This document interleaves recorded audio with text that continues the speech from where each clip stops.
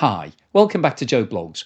In today's episode, I want to talk to you about what's happening in both the economies of Russia and India, because the two have become intrinsically linked over the past few years. Since Russia's invasion of Ukraine, India has become one of the biggest purchasers of Russian oil. Now, you might be thinking that India is buying the majority of that oil to use itself, because if we have a look at India's crude oil production, it's only around 600,000 barrels per day. So that represents less than 1% of the global output. And that production's actually been declining over the past 10 years. So India isn't a big player in the production of crude oil. And it's consuming around 5.5 million barrels per day. So that means that it's importing around 90% of all of its demand. So you can understand that India wants to purchase deals at the best possible price. So that's the rationale as to why India is buying Russian oil. But India has a huge refining business. It's actually got 22 refineries across the country, and its capacity is around 258 million tonnes per year. That's around 5.2 million barrels per day, which makes it the second largest refiner in Asia after China and the fourth largest in the world. Well, it does have a large population. So you may think, well, that's probably because they're just making all of these refined products like diesel, gasoline, kerosene for themselves. But that actually isn't the situation, because it's one of the world's top three exporters of refined products. So it's buying in lots of crude oil, passing it through the refinery system, and then actually selling those refined products to lots of different countries. And in the first half of 2025, India exported more than 20 million tonnes of refined products, and its biggest buyer was Europe. And the problem with this is that a lot of the refined products that India is producing are being made using Russian crude oil. Now, obviously, Europe has placed a ban on the purchase of Russian products, direct Russian products. But inadvertently, Europe is funding part of the war in Ukraine by continuing to buy refined oil products that are coming out of India. And interestingly, out of the 22 refineries in India, 18 of them are government owned. It actually has the world's largest refinery complex, which isn't state owned, it's owned by a company called Reliance. But the vast majority of the refineries are owned directly by the Indian state. And Indian oil refineries are currently having a heyday. This is a boom period. They're exporting more refined products than ever before. And if we have a look at this chart, it shows India's diesel exports to Europe dating back to the start of 2023. And you can see here a clear upward trend. And in September 2025, which is the most recent data that we've got, they hit a new all-time high. So Europe is buying huge quantities of diesel and other refined products directly from India. Now, India isn't making those refined products using its own oil. We had a look at that earlier. It doesn't produce anywhere near enough oil to feed its own demand. It's making it from oil that it's purchasing in. And the country that India is buying the most crude oil from is Russia. Now, just before we go on any further today, I'd like to ask anybody that hasn't subscribed yet to please hit that subscriber button. It really helps me with the algorithm and also helps to put a smile on my face. In September 25, India exported around 3 million tonnes of diesel, and around half of that went to Europe.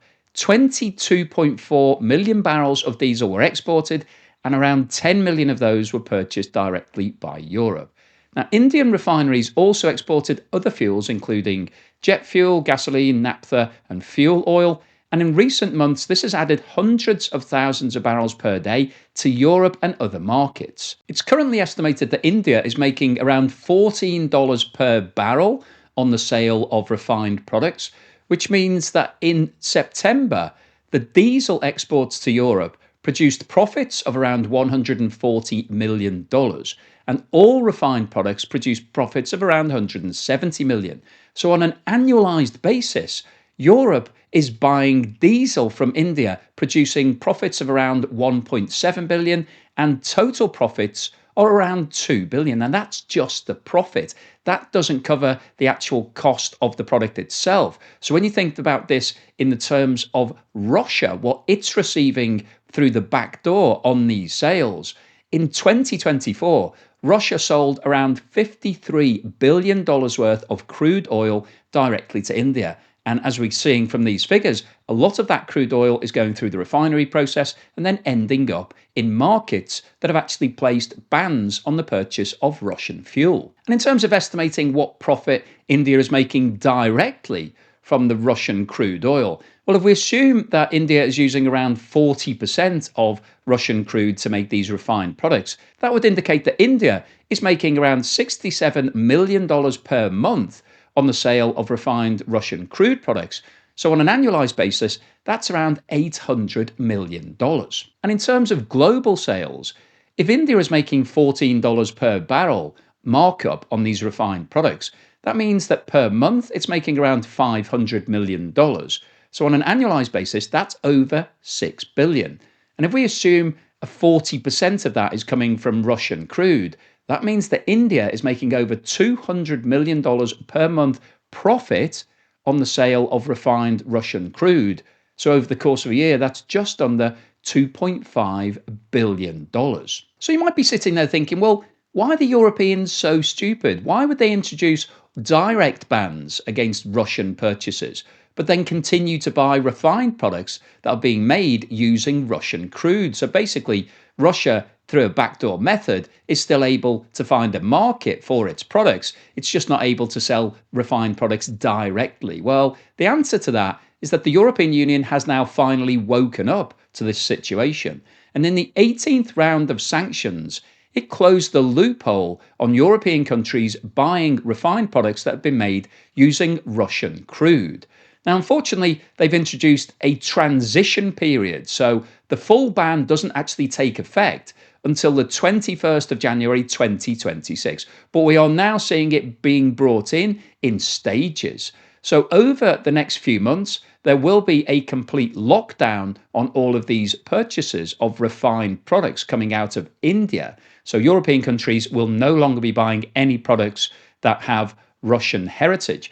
The question is, how will they check that? How will they know whether or not any refined products coming out of India contain Russian crude versus any other crude? Well, I think the answer to that is obviously there are ways of doing it. You can scientifically check these things, but that's a lot of effort and a lot of testing and probably is quite difficult to manage. So I think realistically what's going to happen is that the purchases of all refined products coming out of Indian refineries, whilst India continues to buy large quantities of Russian crude, will be excluded from the purchase list for European countries. And that could have a huge impact on Indians' refineries and also the Indian economy, because it's the most lucrative market for India. It's achieving the best prices and the best margins selling directly to Europe compared with selling to other countries in Asia and around the world. So this represents a serious risk for those huge oil refineries, which employ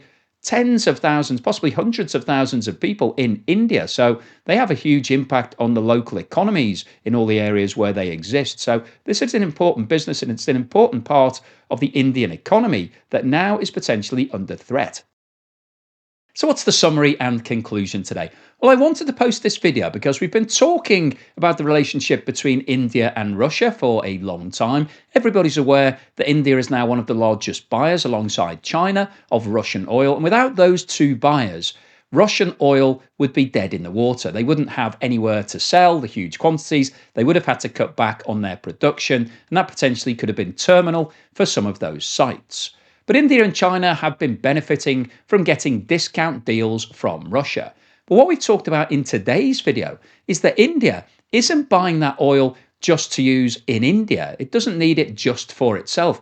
it's actually buying huge quantities, far more than India can consume, so that it can be passed through the Indian refinery business, which is one of the biggest in the world, despite the fact that India is not a big player in the production of oil. It is a major player in the production of refined oil products, because you can take crude oil, pass it through a refinery, break it down into gasoline, diesel, all of the high margin products that are in demand around the world, and then sell those products to whoever wants to buy them. So India has had a boom time. And in fact, we saw that in September, its exports to Europe broke through an all-time high. So Europe is happily buying lots of diesel and other products coming out of Indian refineries. But of course, the question is, where does that oil originate from? And around 40% of it is coming directly from Russia. So in a backdoor way, Europe is continuing to fund the Russian oil industry, because if Russia wasn't able to sell that oil to India, then it might have had to close down some of its facilities. And the only reason India is buying such large quantities is because it wants to refine it and sell it on to Europe at a huge profit.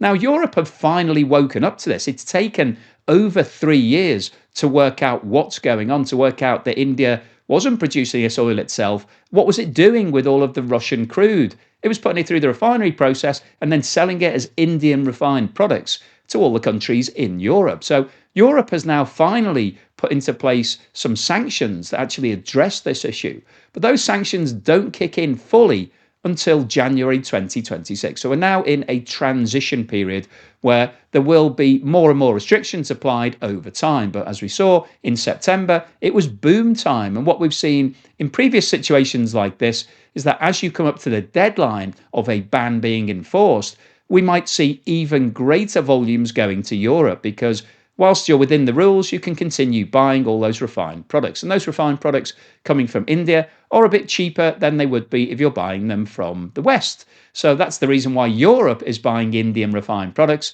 And the reason why India is buying Russian crude is that it's also cheaper. But you have to enforce your sanctions. You have to stick by your principles. It can't just be down to the best possible deal in the market, because that will always come back to being Russian oil. So the reason that I wanted to make this video is really, firstly, to highlight the fact, to talk about how big the Indian refinery business is, and it's absolutely massive, and it's funding a lot of the growth in the Indian economy, because there are lots of people employed in the industry. India's making large profits from the sale of all of those refined products. So this is a boom situation from India's point of view. But unfortunately, that boom is going to come to an end, because Europe is clamping down on the purchase of these secondary refined products that are coming from Russia. It will stop buying all of these Indian refined products over the next 3 to 6 months. That's going to cause major problems, not just for India, because they're going to lose lots of profits and volume and sales, but also for Russia, because India is going to have to cut back significantly on its purchases of crude oil, because if it doesn't have a market, if it can't sell those refined products, then it won't produce as many, it won't take in as much raw material. So this represents a serious problem for Russia, because it's selling a large proportion, over $50 billion worth per year, of its crude oil directly to India. And if India stops purchasing, it doesn't really have many other options, because there are not any major large buyers to step in and take up that volume, particularly as it's going to be refined. And if anybody else was refining it and trying to sell it to Europe, they would come up against the same problem. So the overall summary of today's video is that Russia has been benefiting from India buying its crude oil and then selling its refined products directly into Europe. Europe has now woken up to this fact and introduced sanctions that will stop these purchases in the future. That represents serious problems for India, because they're no longer going to be able to sell as much refined products into Europe, but a bigger problem for Russia, because if they lose their second biggest buyer, they're going to have to start closing down some facilities, because Russia doesn't have anywhere to store the oil. And if nobody's buying it, then they'll have to cut back on production. And that would prove a major problem for the Russian economy. And this comes at a time when Donald Trump is telling everybody to stop buying Russian oil. He's applied sanctions against India, so imports into the USA, now have a tariff of 50% as a result of India continuing to buy Russian oil. Those sanctions are also likely to ramp up over the next 3 to 6 months. And all of this could lead to a huge reduction in income for Russia and put major pressure onto the Russian economy at a time when it's already struggling for cash. So hopefully you've enjoyed today's video, you found it useful, informative and thought-provoking. If you've liked what I've said, then please give me a thumbs up. Please subscribe if you haven't done so already. Thank you so much to everyone that supported me, particularly everybody that's moved over to Patreon recently, where you can watch my videos advert-free and you'll also get early access to them. And you'll be able to see some videos that are not posted on YouTube. If you've been following the channel, you'll know I recently had an incident where YouTube deleted one of my videos, hit me with a strike. So I'm not posting any of those sort of videos anymore, but they are going onto Patreon. So if you'd like to see them and other videos and enjoy the other benefits, then please have a look at the link below. And here's something to put a smile on your face.